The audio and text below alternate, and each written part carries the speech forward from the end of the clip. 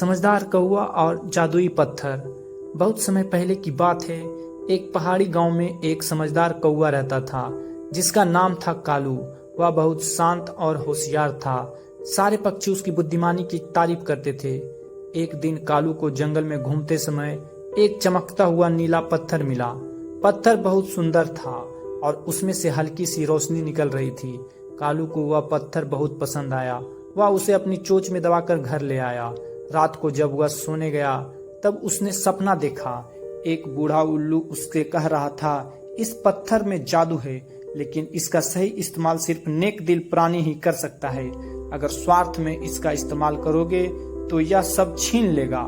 सुबह उठते ही कालू सोच में पड़ गया। उसे पहले यकीन नहीं हुआ, लेकिन जब वह भूखा था और अचानक पेड़ से मीठे जामुन गिरने लगे, उसे समझ में आ गया कि पत्थर में सचमुच जादू है। धीरे धीरे कालू ने पत्थर का इस्तेमाल जरूरतमंद जानवरों की मदद करने के लिए करना शुरू कर दिया। किसी के लिए खाना, किसी के लिए पानी, किसी को रास्ता दिखाना। सभी उसे दुआ देने लगे।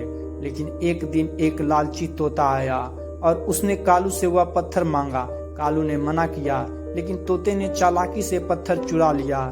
जैसे ही तोते ने पत्थर से अपनी इच्छा मांगी, सब फलों का मालिक बन जाऊं, पत्थर की चमक बुझ गई और वो काले पत्थर में बदल गया।